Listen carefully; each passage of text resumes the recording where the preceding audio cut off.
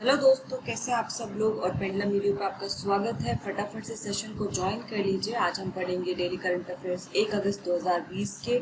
और जिन लोगों ने हमारे चैनल पेंडुलम वीडियो को सब्सक्राइब नहीं किया है तो उसको सब्सक्राइब कर लें और बेल आइकन को जरूर दबाएं नोटिफिकेशन के लिए। और इस वीडियो को ज़्यादा से ज़्यादा लोगों के साथ शेयर कीजिए ताकि और लोग भी जुड़ सकें।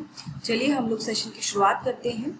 आज हम थोड़ा अलग तरीके से पढ़ेंगे। हम लोग सबसे पहले सारी न्यूज़ कवर करेंगे और उसके बाद हम रैपिड फायर जो है एक तरह से हम क्वेश्चंस का करेंगे और देखते हैं कि आपने कितने अच्छे से पढ़ा है। और अगर आपको ये तरीका ज़्यादा अच्छा लगे तो मुझे ज़रूर बताइए कमेंट करके। तो चलिए पहले न्यूज़ देखते हैं। भारतीय लोक संगीतकार सोनम शेरिंग लेप्चा का जो है हाल ही में निधन हो गया है। वे 92 वर्ष के थे। वे लेप्चा लोगों के बीच ऑल इंडिया रेडियो पर अपनी आवाज देने वाले पहले व्यक्ति थे और उन्हें लेप्चा संस्कृति के पुनरुत्थान का श्रेय भी दिया गया। लेप्चा भारतीय राज्य सिक्किम की स्वदेशी संस्कृतियों में से एक है। तो अगर आपसे पूछा जाए कि लेप्चा किस जो भारत का राज्य है उससे रिलेटेड है तो ये सिक्किम से जुड़ा हुआ है।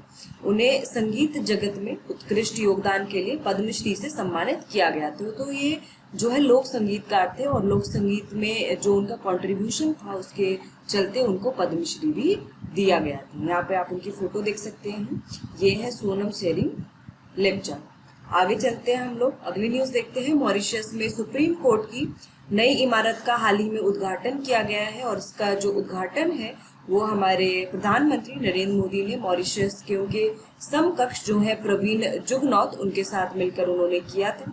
ये जो परियोजना है, जो मॉरिशस में जो इमारत बननी थी सुप्रीम कोर्ट की नई, इसको निर्धारित समय पर और प्रारंभिक अनुमानों से कम लागत पर पूरा कर लिया गया है। यह दुनिया के विभिन्न हिस्सों में से ऐसी परियोजनाओं को लागू करने की भारत की क्षमता का एक उदाहरण है। यह परियोजना भारत द्वारा 2015 में अपनाए गए विजन सागर का एक उदाहरण है। तो विजन सागर जो है, जिसमें जो उद्देश्य है विजन सागर का है कि जो हिंद महासागर है यानी कि जो इंडियन ओशन है, ठीक है, इसमें जितने भी देश हैं उनकी सुरक्षा और विकास पर जोर देना, ये विजन सागर का जो है उद्देश्य है।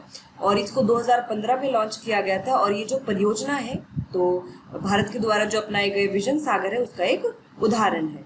भारत ने विकास साझेदारी के तहत श्रीलंका में एक प्रमुख आवास परियोजना, तो हम देख लेते हैं कि जो भारत ने विकास साझेदारी के तहत ये जो मॉरिशस में सुप्रीम कोर्ट की नई इमारत का उद्घाटन किया है, इस तरह की जो परियोजनाएं हैं विकास साझेदारी के तहत भारत की कौन कौन सी कंट्री के साथ बनाई है। तो देखिए, श्रीलंका में भारत ने जो है एक प्रमुख आवास परियोजना जो है ये प्रोजेक्ट स्टार्ट किया था। अफगानिस्तान में संसद भवन का निर्माण किया था। नाइजर में महात्मा गांधी कन्वेंशन सेंटर का निर्माण किया गया था। नेपाल में स्वास्थ्य सेवाओं में सुधार जैसी विविध परियोजनाएं जो है भारत के द्वारा पूरी की गई थी। आगे चलते हैं, अगली न्यूज देखते हैं। आत्मनिर्भर भारत के लिए ईज ऑफ डूइंग बिजनेस पर CII नेशनल डिजिटल सम्मेलन का उद्घाटन किया गया। तो हाल ही में वाणिज्य मंत्री पीयूष गोयल ने आत्मनिर्भर भारत के लिए ईज ऑफ डूइंग बिजनेस पर CII नेशनल डिजिटल सम्मेलन का उद्घाटन किया। इस सम्मेलन का उद्देश्य एक एकल खिड़की अवधारणा को प्राप्त करना है ताकि उद्योग जगत के लिए नीतियों का सरलीकरण किया जा सके। तो देखिए, बेसिकली बात यह है कि ईज ऑफ डूइंग बिजनेस को प्रमोट करना है।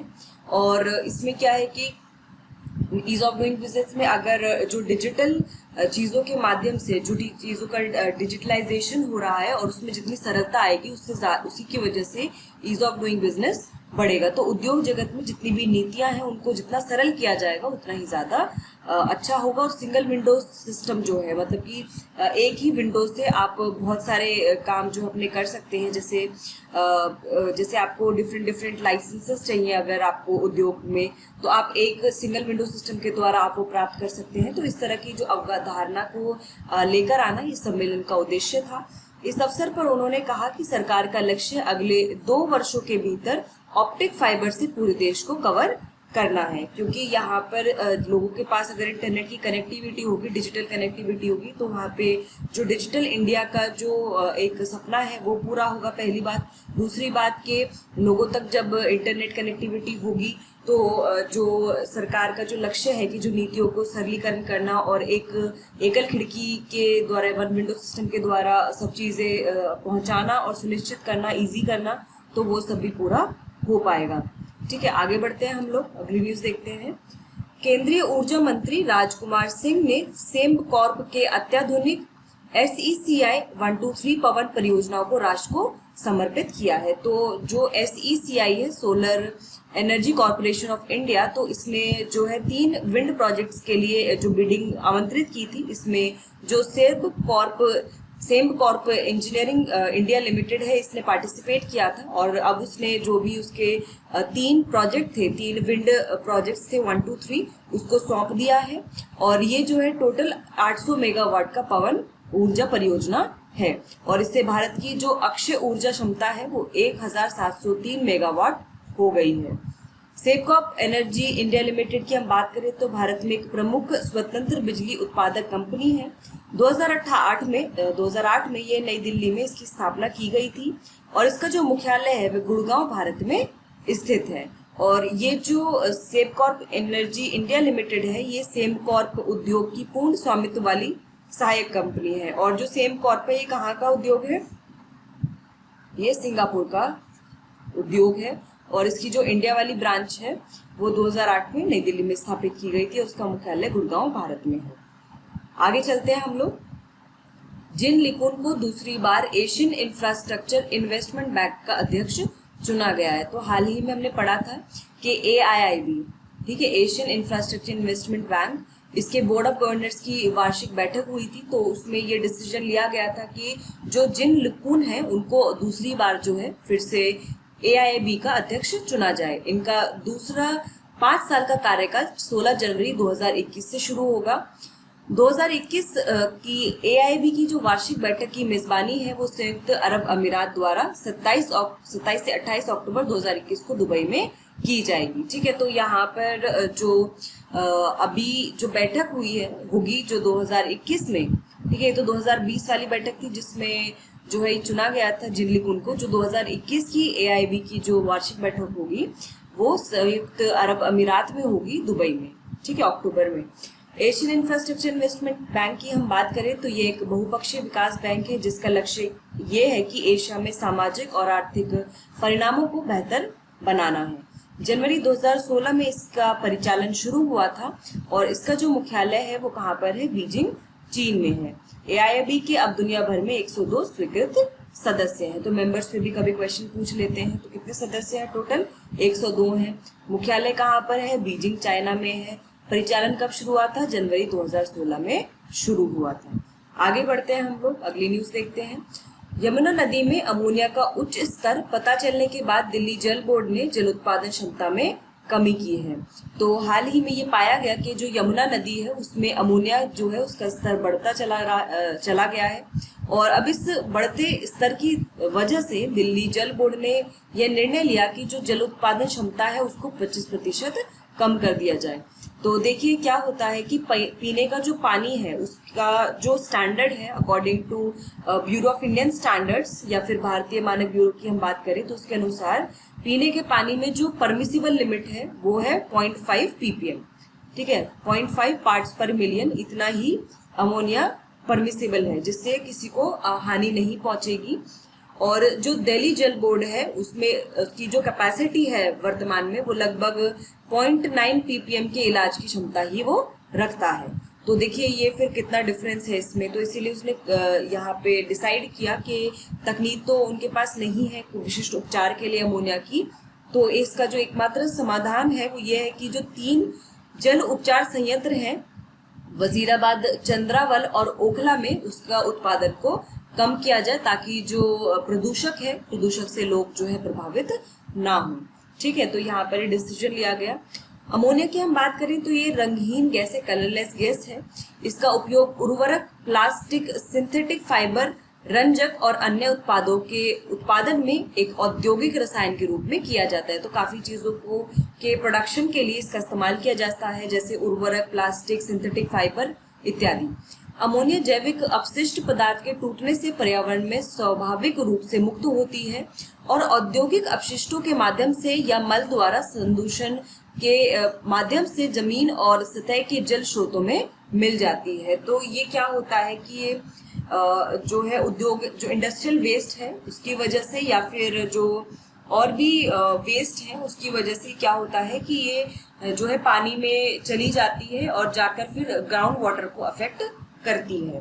ठीक है, अगर बह के जाएगी तो जो नदियों का पानी होगा उसको अफेक्ट करेगी, अगर जमीन में जाएगी तो जमीन के माध्यम से ये जो है अंडरग्राउंड वाटर को अफेक्ट करेगी। यमुना नदी की हम बात करें तो गंगा नदी की यह एक प्रमुख सहायक नदी है और यमुना का जो प्रदूषण है वो कितना ज्यादा है, हर साल हम कहीं ना कहीं न्यूज में पढ़ते ही हैं कि हर साल इस चीज पे डिबेट होती है कि यमुना का जो पानी है वो स्वच्छ नहीं रहा है और उसको स्वच्छ बनाने की आवश्यकता है। यह उत्तराखंड के उत्तरकाशी जिले में यमुनोत्री ग्लेशियर से निकलती है और चंबल, सिंध, बेतवा और केन ये इसकी महत्वपूर्ण सहायक नदियां हैं। तो यहाँ पे कौन कौन सी इसकी महत्वपूर्ण सहायक नदियां हैं? चंबल, सिंध, बेतवा और जो है केन, बेतवा, सिंध और चंबल। ठीक है, ये इसकी प्रमुख सहायक नदियां हैं। आगे चलते हैं, अगली न्यूज देखते हैं। विज्ञान और पर्यावरण केंद्र यानी कि centre for science and environment, इसके द्वारा डेयरी क्षेत्र में एंटीबायोटिक के उपयोग पर एक सर्वेक्षण रिपोर्ट प्रकाशित की गई है। तो डेयरी क्षेत्र में जो एंटीबायोटिक का जो प्रयोग किया जाता है उस पर जो है CSE की एक रिपोर्ट आई है, उसको प्रकाशित किया गया है। इस विषय पर centre for science and environment ने एक ऑनलाइन बैठक भी आयोजित की। बैठक में भारतीय खाद्य सुरक्षा और मानक प्राधिकरण यानी कि food safety and standards authority of India, राष्ट्रीय डेयरी विकास बोर्ड, विश्व स्वास्थ्य संगठन, पशुपालन और डेयरी विभाग के विशेषज्ञों ने इस मीटिंग में पार्टिसिपेट किया। बैठक में कहा गया कि भारत दुनिया का सबसे बड़ा दूध उत्पादक है।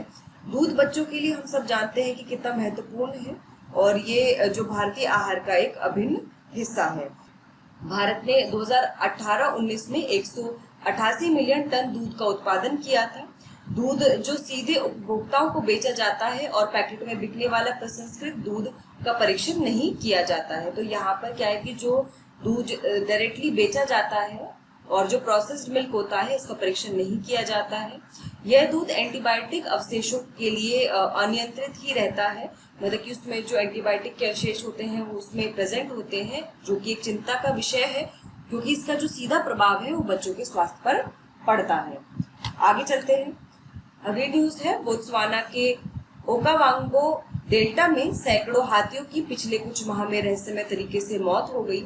अब उनके जो मौत का रहस्य है वो अभी अनसुलझा है, वो नहीं पता लगाया जा सका है।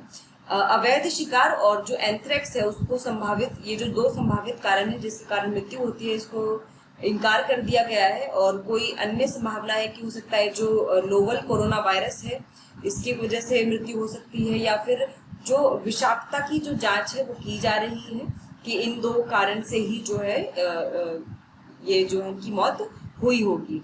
जांच में दक्षिण अफ्रीका, जिम्बाब्वे, ब्रिटेन और यूएस की जो प्रयोगशाला है वो मदद कर रही है। ओकावांगो डेल्टा की हम बात करें तो ये डेल्टा कालाहारी रेगिस्तान का एक हिस्सा है। इस डेल्टा में स्थायी दलदली भूमि और मौसमी बाढ़ के मैदान शामिल हैं। ये दुनिया की सबसे बड़ी लुप्तप्राय प्रजातियों में से कुछ का एक घर है। ठीक है, तो यहाँ पर जो दुनिया में जो बड़ी बड़ी लुप्तप्राय प्रजातियां हैं यानी कि एंडेंजर्ड स्पीशीज हैं उनका यहाँ पर घर है कुछ का। ठीक है, तो ये बात हुई ओकावांगो डेल्टा की। तो अगर आपसे प्रश्न पूछा जाए कि ओकावांगो डेल्टा कहाँ पर स्थित है तो ये बोत्सवाना में है। ठीक है, या फिर अगर आपसे पूछा जाए कि कौन से रेगिस्तान का ये हिस्सा है तो ये कालाहारी रेगिस्तान का हिस्सा है। बोत्सवाना के बारे में देख लेते हैं। दक्षिणी अफ्रीका का एक देश है, तो इसकी आप लोकेशन यहाँ पे देखिए बोत्सवाना की। ये अपना बॉर्डर इधर नामीबिया, साउथ अफ्रीका और इधर जिम्बाब्वे के साथ शेयर करता है। और जो बोत्सवाना है ये साउथ अफ्रीका के जस्ट ऊपर लाई करता है, यानी कि अफ्रीका के दक्षिणी भाग में स्थित एक देश है। इसके 70% क्षेत्र पर कालाहारी रेगिस्तान का विस्तार है। इसकी राजधानी गेबोरोन और मुद्रा बोत्सवाना पुला है। 2013 के हवाई सर्वेक्षण के अनुसार बोत्सवाना में हाथियों की दुनिया की सबसे अधिक आबादी है, जो कि है करीब 1,56,000। ठीक है, तो हम समझ सकते हैं कि यहाँ पर अचानक से इतने हाथियों की मृत्यु हो जाना रहस्यमय तरीके से ये एक चिंता का विषय है। तो इस पर जांच की जा रही है, देखते हैं क्या इसका निकलता है परिणाम। आगे चलते हैं हम लोग। चंबल ग्वालियर बेल्ट का बीहड़ क्षेत्र को कृषि के लिए प्रेरी घास के मैदान व पारिस्थितिक पर्यटन क्षेत्र के रूप में विकसित किया जाएगा। तो आपने सुना होगा चंबल ग्वालियर बेल्ट में जो बीहड़ इलाका है वहां पर, जिसपे काफी मूवीज भी बनी है, क्योंकि वहां पर वो खूंखार डाकू का जो है वो अड्डा माना जाता था। वो लोग वहां पर जाके छिप जाते थे पुलिस से। तो अब इस एरिया को कृषि के लिए प्रेरी घास के मैदान व पारिस्थितिक पर्यटन क्षेत्र के रूप में विकसित किया जाएगा, क्योंकि अभी क्या हो रहा था कि यहाँ पर कोई भी सुधार नहीं हो पा रहा था, तो इसकी वजह से जो आसपास के क्षेत्र थे तो वहाँ पे विकास भी नहीं हो रहा था। तो अब यहाँ पर इस एरिया को अगर विकसित किया जाएगा तो इससे कृषि में भी, कृषि वालों को भी लाभ होगा, साथ ही पर्यावरण बेहतर होगा, इसके अलावा लोगों को रोजगार मिलेगा और क्षेत्र का विकास भी होगा।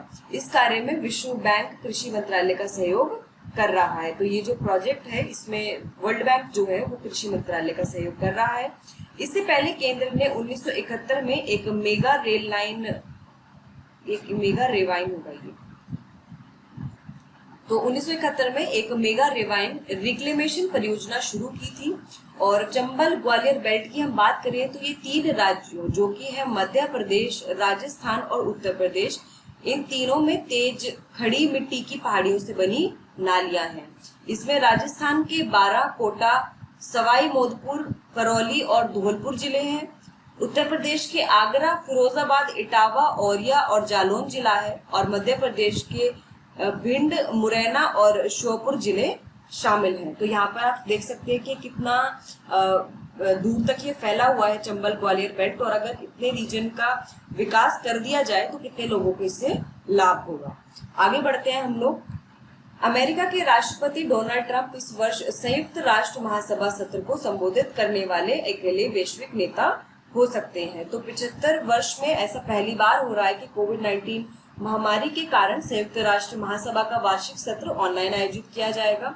क्योंकि यह सत्र हर साल न्यूयॉर्क में होता है, तो हो सकता है कि जो अमेरिका के राष्ट्रपति डोनाल्ड ट्रंप है वो इस वर्ष संयुक्त राष्ट्र महासभा सत्र को संबोधित करने वाले अकेले वैश्विक नेता हो, क्योंकि वो तो अमेरिका में ही रहते हैं तो वो तो वहां से संबोधित कर सकते हैं। तो ऐसा हो सकता है कि वो अकेले राष्ट्रपति ऐसे हों जो संयुक्त राष्ट्र महासभा को संबोधित करें।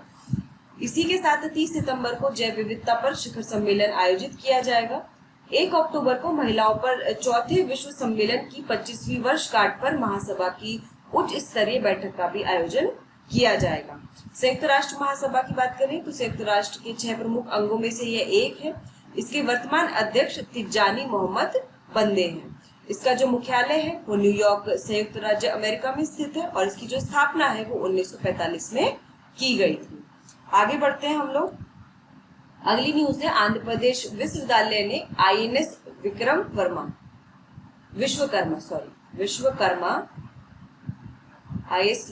विश्वकर्मा के साथ PG कोर्स के लिए एक समझौता ज्ञापन पर हस्ताक्षर किए हैं। और इसके तहत क्या होगा कि जो ड्यूटी शिप राइट अधिकारी हैं उनको शिप बिल्डिंग टेक्नोलॉजी में PG डिप्लोमा दिया जाएगा। इससे पहले आंध्र विश्वविद्यालय और INS विश्वकर्मा ने हाल ही में भारतीय नौसेना और तटरक्षक बल के पतवार नाविकों को BSc डिग्री के लिए भी एक समझौता ज्ञापन पर हस्ताक्षर किए थे। तो यहाँ पर आंध्र प्रदेश का जो विश्वविद्यालय है, आंध्र विश्वविद्यालय, उसने INS विश्वकर्मा के साथ जो है MOU साइन किया है। और इस MOU के अनुसार जो है PG कोर्स के लिए जो है साइन हुआ है, जो शिप बिल्डिंग टेक्नोलॉजी में PG डिप्लोमा दिया जाएगा विशेष ड्यूटी शिप राइट अधिकारियों को। ठीक है, आगे बढ़ते हैं हम लोग। अगली न्यूज है, मराईमलाई नगर चेन्नई में वाटर ATM का उद्घाटन किया गया है। और ये जो वाटर ATM है इसके द्वारा सस्ता पेयजल उपलब्ध कराया जाएगा। यहाँ आप देख सकते हैं इमेज में वाटर लाइफ करके ये वाटर ATM जो यहाँ पे लगाया गया है। वैश्विक आपूर्तिकर्ता अल्फा लावाल द्वारा ATM का शुभारंभ किया गया था। इसकी 1000 लीटर प्रति घंटे की प्रसंस्करण क्षमता है। तो यानी 1 घंटे में ये जो है 1000 लीटर का जो पानी है उसको प्योरीफाई कर सकता है। प्रत्येक संयंत्र एक दिन में 8 घंटे के लिए चालू होगा। तो जो भी वाटर ATM है वो एक दिन में सिर्फ 8 घंटे के लिए चालू रहेंगे। निवासी प्री लोडेड कार्ड के द्वारा 20 लीटर का एक कैन जल 7 रुपए की लागत से ले सकते हैं। तो देखिए यहाँ पर कम लागत में जो है 20 लीटर की कैन जो है केवल 7 रुपए में यहाँ पर उपलब्ध कराई जाएगी इस वाटर ATM के द्वारा। प्रत्येक परिवार रोजाना 2 कैन पानी एकत्र कर सकते हैं। तो यहाँ पे जो एक परिवार है वो 2 कैन पानी ले सकता है। एकत्र की गई राशि का उपयोग संयंत्र के रखरखाव और संयंत्र ऑपरेटर के वेतन में किया जाएगा। तो यहाँ पर जो ऑपरेटर होगा और जो इसका रखरखाव होगा उसके लिए इस एकत्र की गई राशि को इस्तेमाल किया जाएगा। भूजल स्तर में गिरावट के कारण बहुत से लोगों की सस्ता स्वच्छ पेयजल तक पहुंच नहीं थी, तो इसको सुनिश्चित करने के लिए इस तरह की सुविधाएं लगाई गई हैं और अब इसको अन्य गांवों और नगर पालिकाओं में भी जल्द स्थापित किया जाएगा। तो ये बहुत ही अच्छी पहल है, क्योंकि ग्राउंड वाटर लेवल काफी नीचे जा रहा है और लोगों के पास जो साफ स्वच्छ पानी नहीं है, तो लोगों को स्वच्छ पानी अगर उपलब्ध होगा तो ये बहुत ही अच्छी बात है। आगे बढ़ते हैं हम लोग। सूरज सोमन ने रसायन विज्ञान श्रेणी में CSIR यंग साइंटिस्ट अवार्ड जीता है। तो हाल ही में जो सूरज सोमन है उन्होंने केमिकल साइंसेस की जो कैटेगरी है उसमें CSIR यंग साइंटिस्ट अवार्ड जीता है। यह पुरस्कार उन्हें 26 सितंबर 2020 को प्रदान किया जाएगा। Suraj Soman CSIR national institute for interdisciplinary sciences and technology Pappanamcode Kerala के वैज्ञानिक हैं। उन्हें डाई सेंसिटिव सोलर सेल्स पर उनके काम के लिए यह पुरस्कार दिया जा रहा है। DSC कम कृत्रिम या अप्रत्यक्ष प्रकाश में भी काम करते हैं, जो उन्हें इंडोर उपयोग के लिए आदर्श बनाते हैं। तो यूजुअली हम देखते हैं कि जो सोलर सेल्स हैं वो क्या होती हैं कि यूजुअली वो जो है आउटडोर में ही काम करती हैं, लेकिन ये जो डाई सेंसिटिव सोलर सेल्स बनाई गई हैं ये कम कृत्रिम या अप्रत्यक्ष प्रकाश में भी काम कर सकती हैं, यानी कि जो आर्टिफिशियल लाइट्स हैं उसमें भी ये काम कर सकती है। तो ये इंडोर उपयोग के लिए काफी अच्छी है। तो इसी इनकी रिसर्च के लिए इनके काम के लिए इनको ये पुरस्कार दिया जा रहा है, CSIR यंग साइंटिस्ट अवार्ड। ठीक है, तो ये काफी अच्छी पहल है। अगर ये इनका जो एक्सपेरिमेंट है सक्सेसफुल हो जाता है और ये कमर्शियल यूज के लिए आ जाता है तो ये बहुत ही बड़ा रेवोल्यूशन होगा सोलर फील्ड में। आगे बढ़ते हैं हम लोग। अब हम प्रश्न देखते हैं फटाफट से, और आपको जल्दी जल्दी से कमेंट करना है। देखते हैं किसने अच्छे से सारी न्यूज पढ़ी है और कौन अच्छे से सारे आंसर देता है। तो चलिए हम लोग शुरुआत करते हैं।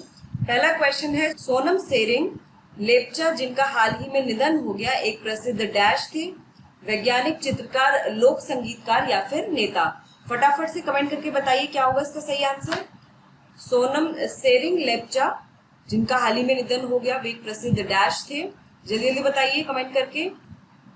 वीडियो को लाइक करिए, शेयर करिए, चैनल को सब्सक्राइब करिए और आंसर कमेंट करते रहिए। इसका सही आंसर होगा ऑप्शन सी, यानी कि लोक संगीतकार। अगला प्रश्न देखते हैं, हाल ही में किस देश में भारत के सहयोग से बनी सुप्रीम कोर्ट की नई इमारत का उद्घाटन किया गया है? नेपाल, बांग्लादेश, मॉरिशस या मालदीव। अब आपका असली टेस्ट होगा कि कितना आपने अच्छे से पढ़ा है, कितना आपको समझ में आया है। जल्दी बताइए, हाल ही में किस देश में भारत के सहयोग से बनी सुप्रीम कोर्ट की नई इमारत का उद्घाटन किया गया है? नेपाल, बांग्लादेश, मॉरिशस या फिर मालदीव्स। इसका सही आंसर है ऑप्शन सी, यानी कि मॉरिशस। अगला प्रश्न है, इनमें से कौन सा कथन सत्य है? आपको बताना है कौन सी स्टेटमेंट सही है। सेमकॉर्प एनर्जी इंडिया लिमिटेड के द्वारा निर्मित 3 पवन परियोजनाओं को राष्ट्र को समर्पित किया गया है। दूसरा है, इस कंपनी की स्थापना वर्ष 2000 में की गई थी। केवल एक, केवल दो, एक और दो, दोनों, इनमें से कोई भी नहीं। जल्दी बताइए क्या होगा इसका सही आंसर। फटाफट से कमेंट करिए। इसका सही आंसर है ऑप्शन ए, यानी कि केवल एक। इस कंपनी की स्थापना वर्ष 2008 में हुई थी भारत में। आगे बढ़ते हैं हम लोग। हाल ही में जिम लिकुन को दूसरी बार किस अंतर्राष्ट्रीय बैंक का अध्यक्ष चुना गया है? जल्दी से बता दो। Asian infrastructure investment bank, new development bank, विश्व बैंक या फिर एशियन डेवलपमेंट बैंक। जल्दी जल्दी बताइए। इसका सही आंसर होगा ऑप्शन ए, यानी कि एशियन इंफ्रास्ट्रक्चर इन्वेस्टमेंट बैंक। आगे बढ़ते हैं, जो अगला प्रश्न है वो देख लेते हैं। इनमें से कौन सा कथन सत्य है? हाल ही में यमुना नदी में अमोनिया का उच्च स्तर पाया गया है। दूसरा, यमुना नदी सोन की महत्वपूर्ण सहायक नदी है। केवल एक, केवल दो, एक और दो, दोनों, इनमें से कोई भी नहीं। ये तो इजी है, जल्दी से बता दीजिए क्या होगा इसका सही आंसर। इनमें से कौन सा कथन सत्य है? इसका सही आंसर है ऑप्शन है, क्योंकि केवल एक सही है। दूसरा क्यों गलत है? क्योंकि यमुना नदी सोन की महत्वपूर्ण सहायक नदी नहीं है, गंगा की महत्वपूर्ण सहायक नदी है। आगे चलते हैं। इनमें से कौन सा कथन गलत है? अब आपसे पूछा गया है कौन सी स्टेटमेंट फॉल्स है। हाल ही में विज्ञान और पर्यावरण केंद्र द्वारा डेयरी क्षेत्र में एंटीबायोटिक के उपयोग पर एक सर्वेक्षण रिपोर्ट प्रकाशित की गई है। भारत दुनिया का सबसे बड़ा दूध उत्पादक है। दूध जो सीधे उपभोक्ताओं को बेचा जाता है और पैकेट में बिकने वाला प्रसंस्कृत दूध का परीक्षण नहीं किया जाता है। उपरोक्त सभी सही है। जल्दी से बताइए क्या होगा इसका सही आंसर। जल्दी जल्दी कमेंट करिए। इसका सही आंसर होगा ऑप्शन डी, यानी कि उपरोक्त सभी सही है, क्योंकि कोई सा भी जो स्टेटमेंट है वो गलत नहीं है। आगे बढ़ते हैं। ओकावांगो डेल्टा किस देश में स्थित है जहां हाल ही में सैकड़ों हाथियों की रहस्यमय तरीके से मौत हो गई है। जल्दी बताइए। मैंने जब न्यूज पढ़ाई थी तब भी मैंने डिस्कस किया था। ओकावांगो डेल्टा कहाँ पे स्थित है? चीन, बोत्सवाना, ब्राजील या फिर चिली? जल्दी बताइए। ये गलत नहीं होना चाहिए। इसका सही आंसर ऑप्शन बी, यानी कि बोत्सवाना। आगे बढ़ते हैं। चंबल ग्वालियर बेल्ट का विस्तार इनमें से किस राज्य में नहीं है? तो मैंने आपको डिस्कस करते हुए बताया था कि 3 राज्य हैं जहां पर चंबल और ग्वालियर बेल्ट का विस्तार है। तो इनमें से वो कौन सा नहीं है, ये आपसे पूछा गया है। मध्य प्रदेश, राजस्थान, उत्तर प्रदेश या फिर झारखंड? जल्दी से बताइए कमेंट करके क्या होगा इसका सही आंसर। इसका सही आंसर होगा ऑप्शन डी, यानी कि झारखंड। आगे चलते हैं। संयुक्त राष्ट्र महासभा किस वर्ष स्थापित की गई थी? बहुत इजी है। जब संयुक्त राष्ट्र स्थापित हुआ होगा तभी संयुक्त राष्ट्र महासभा स्थापित हुई होगी। जल्दी से बताइए। 1967, 1945, 1976 या 1939? जल्दी से बताइए क्या होगा इसका सही आंसर।